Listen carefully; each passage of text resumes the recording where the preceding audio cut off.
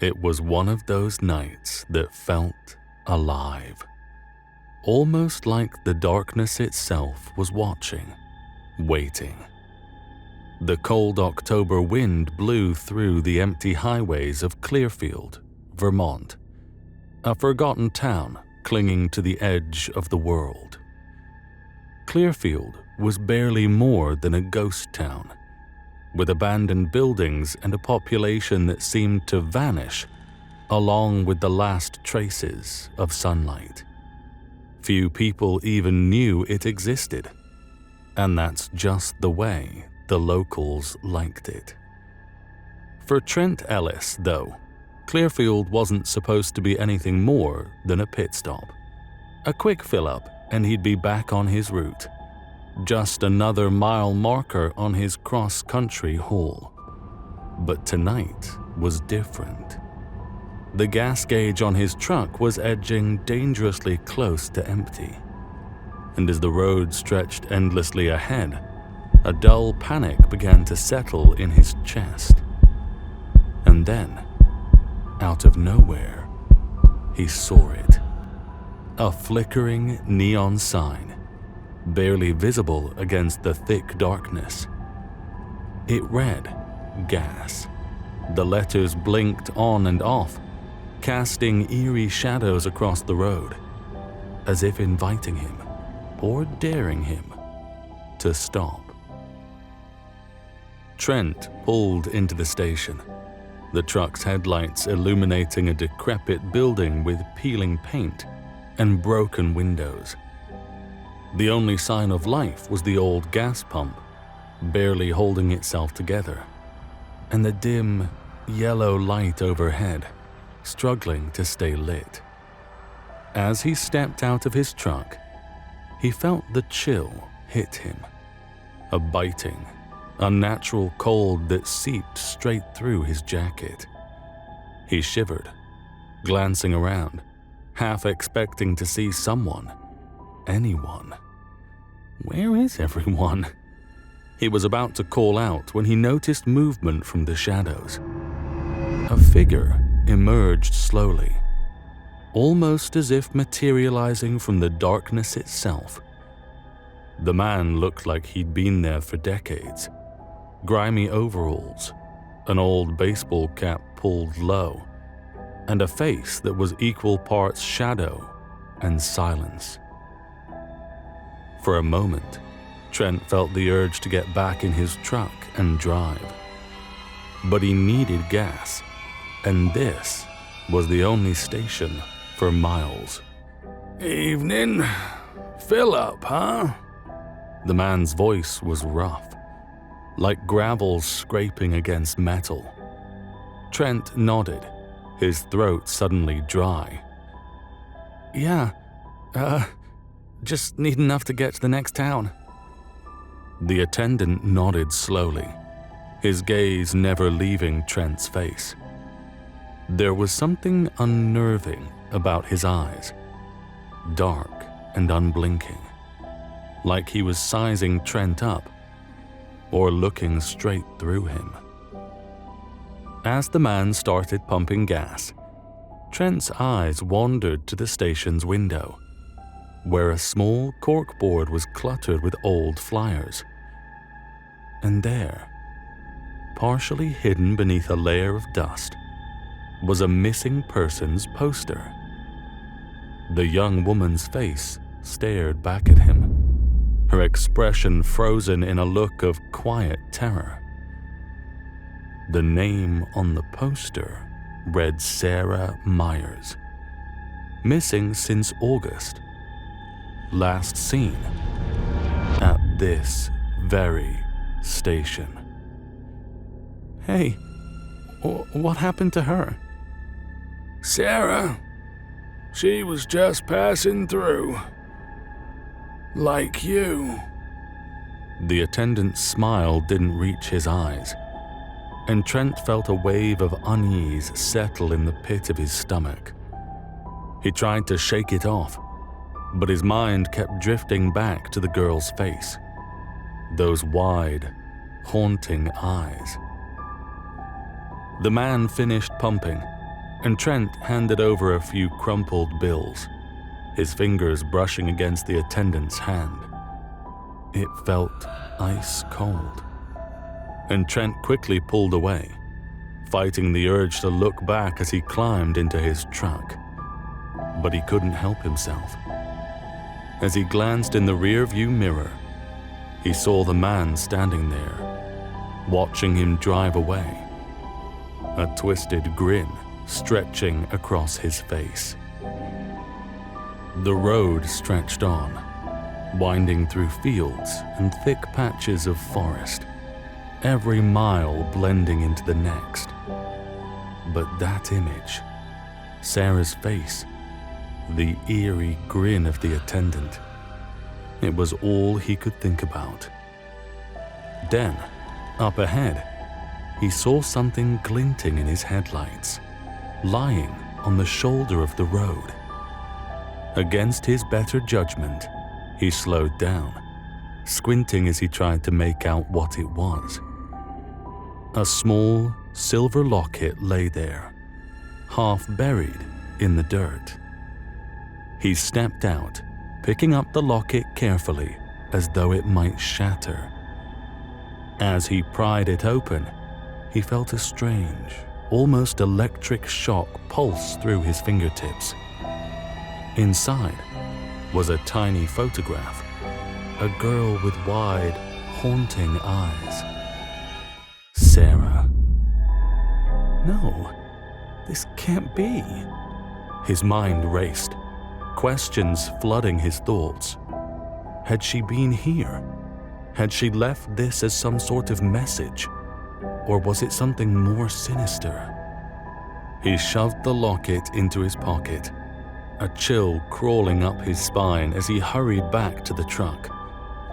But as he started driving again, he couldn't shake the feeling that he wasn't alone, that someone or something was watching him from the darkness. The radio crackled, static filling the cab, and he twisted the knob, trying to find a clear station. But through the static, he thought he heard a voice, a faint, pleading whisper. "Help me." His hands tightened on the wheel, knuckles white as he forced himself to focus on the road. But the whisper grew louder, filling the cab, echoing in his mind. He glanced in the rearview mirror, expecting to see someone in the back seat. But it was empty. Just his own pale, frightened reflection staring back at him. By the time he reached the next town, he was shaken, desperate for answers. He pulled into a small diner, a warm and inviting contrast to the chilling night outside. Inside, he showed the locket to the waitress, hoping she'd recognize it. Her face went pale, eyes widening as she looked at him. Where did you find that?" "Just outside Clearfield. I don't know. I thought maybe that's Sarah's. Everyone in town knew her. She went missing 2 months ago, last seen at that gas station." Trent felt the blood drain from his face. It was all too real, too close. He knew he had to go back, to find out what had happened to Sarah, to make sense of the nightmare he was now tangled in. But as soon as he stood to leave, the waitress grabbed his arm, her grip surprisingly strong. "Don't go back there. People who go looking, they don't come back." Her words echoed in his mind as he climbed back into his truck, his body tense as he gripped the wheel.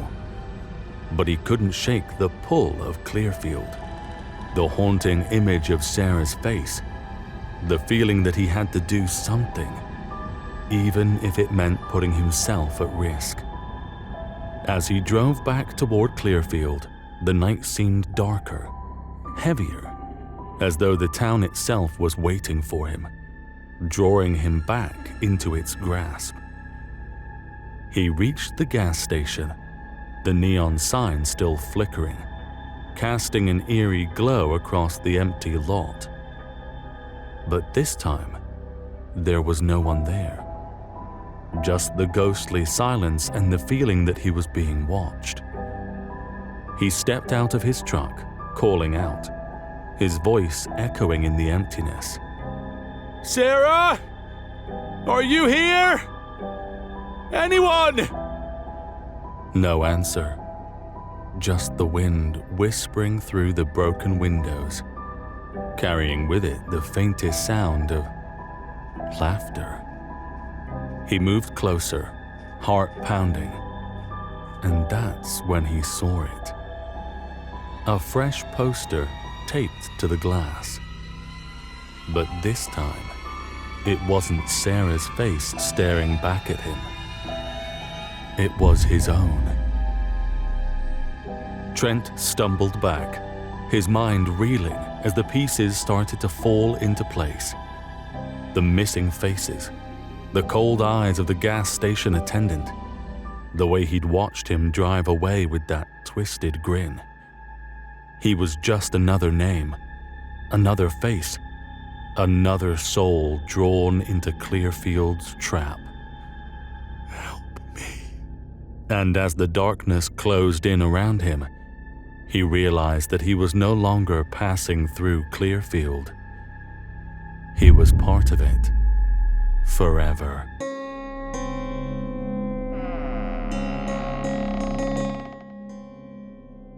It was supposed to be a quiet weekend.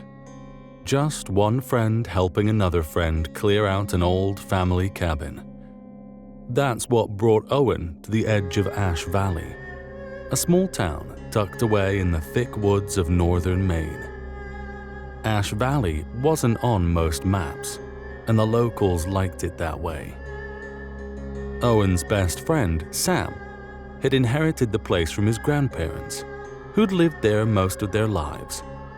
Sam hadn't set foot in the cabin for years, not since he was a kid, and now that it was his, he wanted it cleaned out, just in case he decided to sell. But Owen could tell something was bothering Sam. The hesitation in his voice when he'd asked for help, the way he'd laughed it off. It felt like he was hiding something. But Owen pushed the thought aside. A weekend out in the middle of nowhere with a friend sounded like a perfect getaway. They arrived just as the sun was setting, casting a faint orange glow over the woods. The cabin itself was nestled deep in the forest, almost invisible beneath the canopy of towering trees. It looked forgotten. Moss covered the roof, vines crawled up the walls, and the windows, dark and blank, seemed to stare back at them. Sam had the key, an old brass thing that looked like it belonged to another century. He unlocked the door with a heavy creak, and the two stepped inside. The air was stale, thick with dust, and the faint smell of damp wood. Inside, the cabin was filled with old furniture, stacks of books, and strange trinkets left behind by Sam's grandparents. The place felt frozen in time, as if it had been waiting for someone to return. But it wasn't just that. There was a feeling in the air, something Owen couldn't quite put his finger on, like they were being watched. Creepy place, huh? Yeah, I guess I forgot how strange it feels. They spent the first night mostly unpacking supplies, setting up sleeping bags, and trying to make the cabin feel a bit more comfortable. Sam brushed off Owen's questions about the cabin's history, just shrugging and saying his grandparents were a little eccentric. Owen decided not to press him, though the strange items around the place begged questions. An ancient doll propped on a shelf, faces of strangers in black and white photos, a cracked mirror hung too high for anyone to use. That night, Owen woke up to a noise. A soft, scratching sound coming from the wall beside his sleeping bag. It was faint, almost like something was brushing against the outside of the cabin. He lay there, holding his breath, waiting for the sound to stop. But it didn't. Instead, it grew louder, like nails dragging across the wood. He nudged Sam awake, whispering to him, "Do you hear that?" Hear what? But by the time Sam sat up, the sound was gone. Owen shrugged it off as his imagination. After all, they were in the middle of the woods. Probably just a raccoon or something. But he couldn't shake the feeling that it had been closer than that.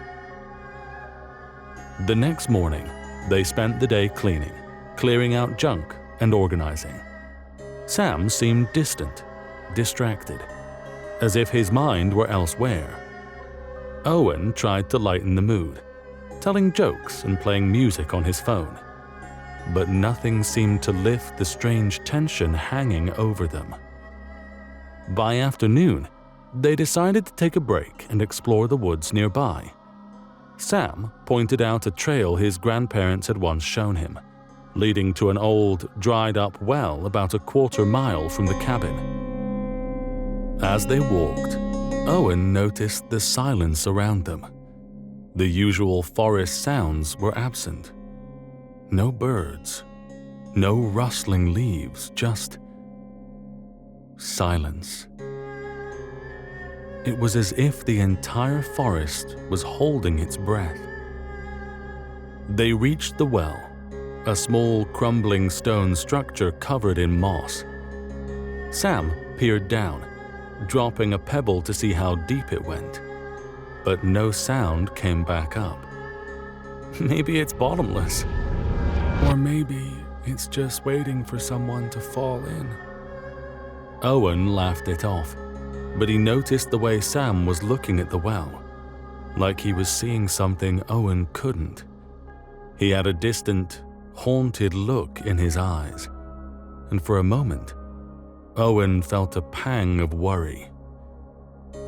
They returned to the cabin, but Owen couldn't shake the feeling that something was wrong. As the sun set and darkness filled the cabin, that scratching sound returned. This time, it was louder, more insistent, as if something or someone were trying to claw its way inside. Sam? There's something out there. Sam sat up, his face pale. He looked toward the window, his eyes wide, as though he knew exactly what it was. They always said it would come back. Before Owen could ask what he meant, a loud bang sounded against the wall, shaking the entire cabin. Owen's heart raced as he grabbed his flashlight, pointing it toward the door. Sam just sat there, staring, frozen in place. What do you mean, it would come back? What's out there? Sam swallowed, finally meeting Owen's gaze. My grandparents, they believed in something. They used to say, the forest remembers. If you take something from it, it'll come looking until it's given back. Owen felt his stomach drop. They were alone, miles from anyone, with no cell service, and Sam was talking about something coming to collect. The scratching turned into pounding, and then, just as suddenly, it stopped. Silence filled the cabin again, but this time, it felt different. It felt like the calm before something final. The flashlight flickered, and in that brief moment of darkness, Owen saw something, a shadow, just at the edge of his vision. When the light came back on, there was nothing there, but he felt a presence, something heavy and cold. They didn't sleep that night. They stayed huddled together, waiting for morning. When dawn finally broke, they packed up their things, not bothering to clean or organize.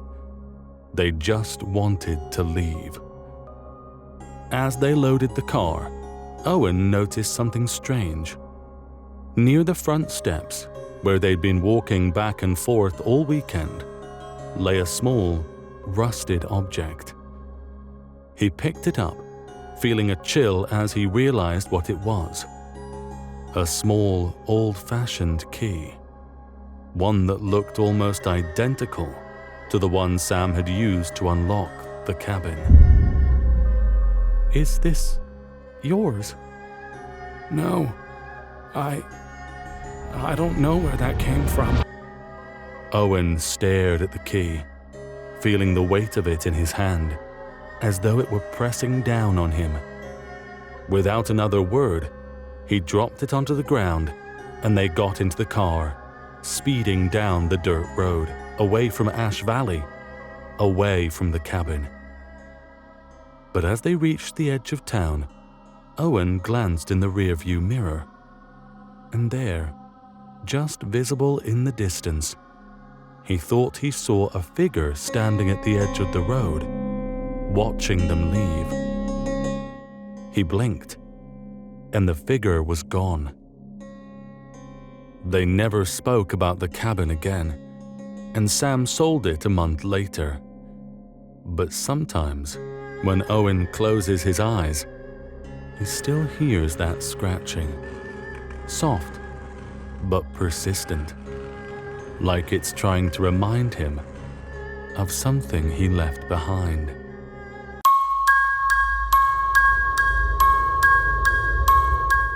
Years ago, on a warm, cloudless summer night, two boys named Ryan and Max slipped out of the back door of Max's house, hearts pounding with excitement. They weren't out to cause trouble. They were just restless. It was late, around midnight, and while they could have been playing video games in Max's basement, the thrill of exploring the neighborhood at night called to them. They had no real plan, just walking, whispering, and hiding in the shadows as they passed the occasional headlights from distant cars. Max always had a nervous energy about him, an anxious anticipation for the unknown. Ryan, on the other hand, had a confident, almost reckless streak that often pushed them into situations they would later regret. Tonight, however, Ryan had something more daring in mind. He suggested they go down to the old camp hidden in the woods by the railroad tracks, not too far from Max's house. They'd stumbled on the narrow, winding trail that led to it a few months back, seeing faded tents and makeshift shelters tucked into the trees. It wasn't abandoned. A few people actually lived there, including an old friend of Max's dad. The man, a wiry figure with graying hair and a worn leather jacket, seemed to prefer life off the grid. Max's dad had occasionally let him shower at their house and even fed him on colder nights. In some odd way, knowing this man made the camp feel less like a forbidden area and more like an adventure waiting to happen. "Are you sure we should go?"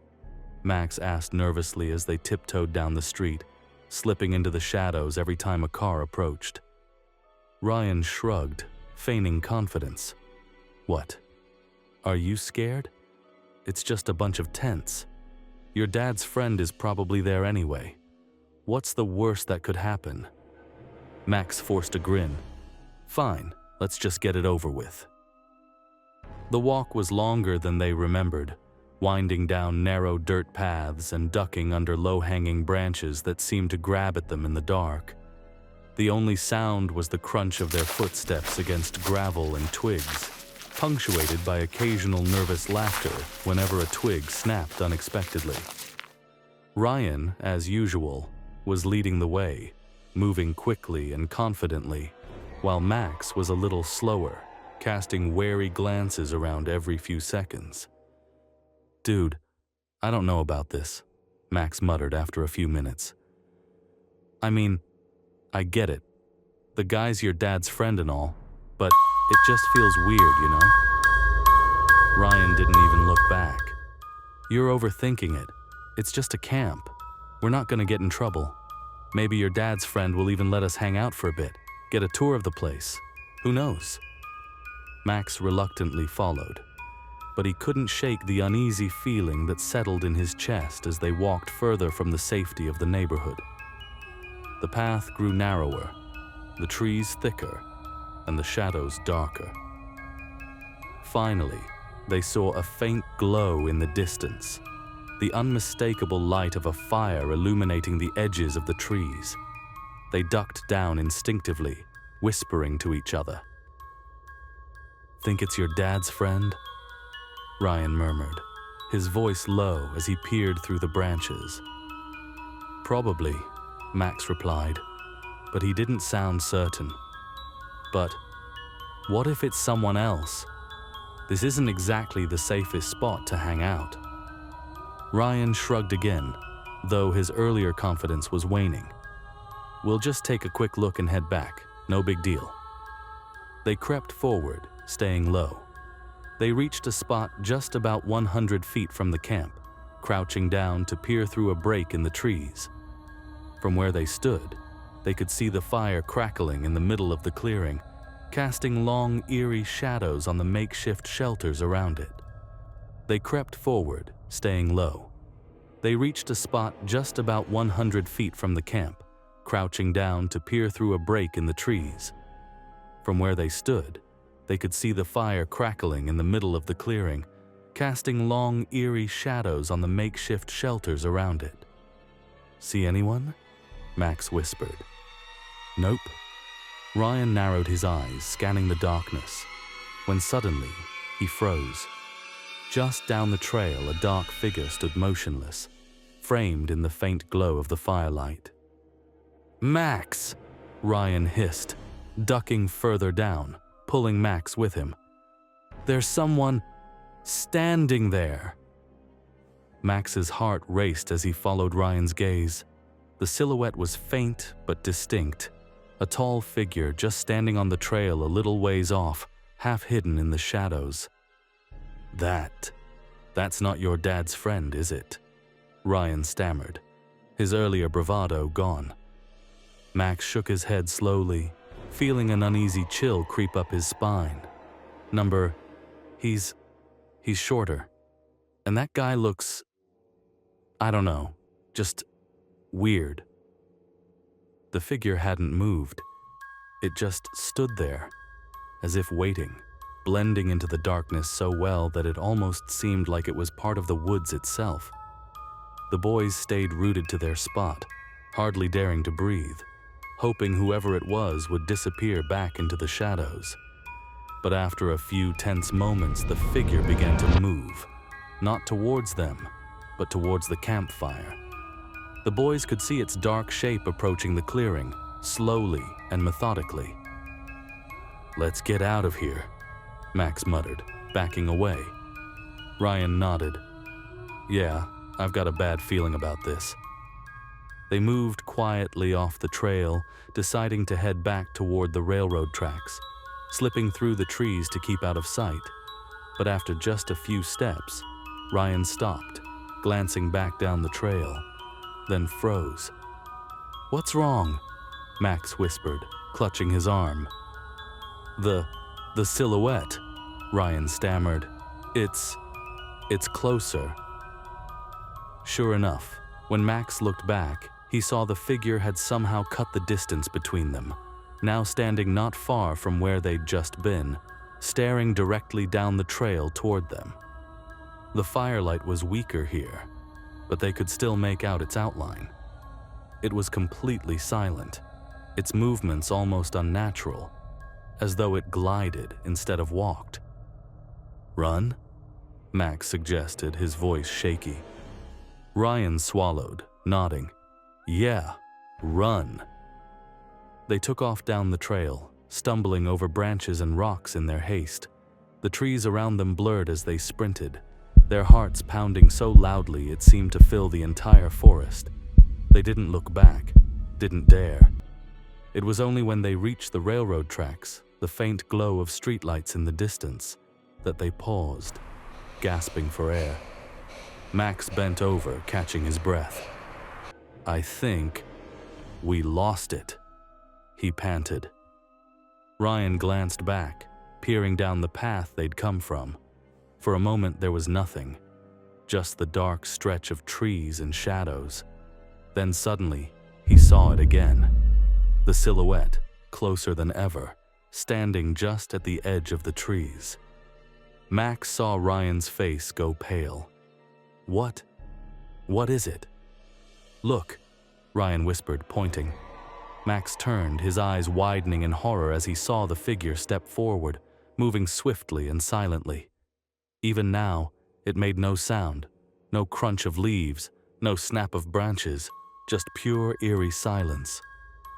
Without another word, they turned and ran again, their shoes pounding against the old railroad ties, desperate to reach the bridge that stretched across a small creek. The bridge felt like safety, like a barrier between them and whatever that thing was. Max, his breath shallow and erratic, almost tripped over his own feet as they reached the bridge. The only thing that kept him moving was Ryan, who was pulling him forward without saying a word. They didn't stop until they reached the middle of the bridge, pausing for a moment to gather their bearings. The moonlight cast strange, long shadows on the creek below. The sounds of the night, the distant chirp of crickets and the rustling of leaves, seemed louder than usual, more oppressive. They both stood at the center of the bridge, unable to look away from the dark forest behind them. For a long moment, there was no sound. Neither of them dared speak, the weight of the silence pressing in on them. Then Ryan turned, slowly, his heart thumping in his chest as he glanced back toward the trees they had just fled. And there it was, the figure, standing at the edge of the bridge, still as a statue. Max's breath caught in his throat. No way! The figure was now closer, its features hidden by the darkness, but they could make out the same tall, unnatural outline. Ryan's hands clenched into fists at his sides, but he didn't move. Max felt his stomach twist in fear, the dread sinking deep into his bones. "Who is it?" Max whispered, though he wasn't sure he wanted to know the answer. "I don't know," Ryan muttered, his voice trembling. "But it's not someone from the camp. I'm telling you, this doesn't feel right." The figure took another slow step forward, a soundless glide that sent chills down their spines. Ryan and Max both stood frozen, staring at it, unable to look away, even as fear consumed them. Then, in a blink, it was gone, slipping into the trees, disappearing as quietly as it had appeared.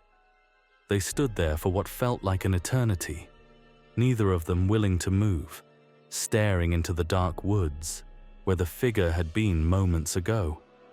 The firelight from the camp seemed so far away now, like a distant memory, and the night air felt colder than it ever had before. Max was the first to speak, his voice barely above a whisper. "What if it comes back?" Ryan didn't answer. He didn't have an answer, and neither of them moved again until the first light of dawn crept into the sky.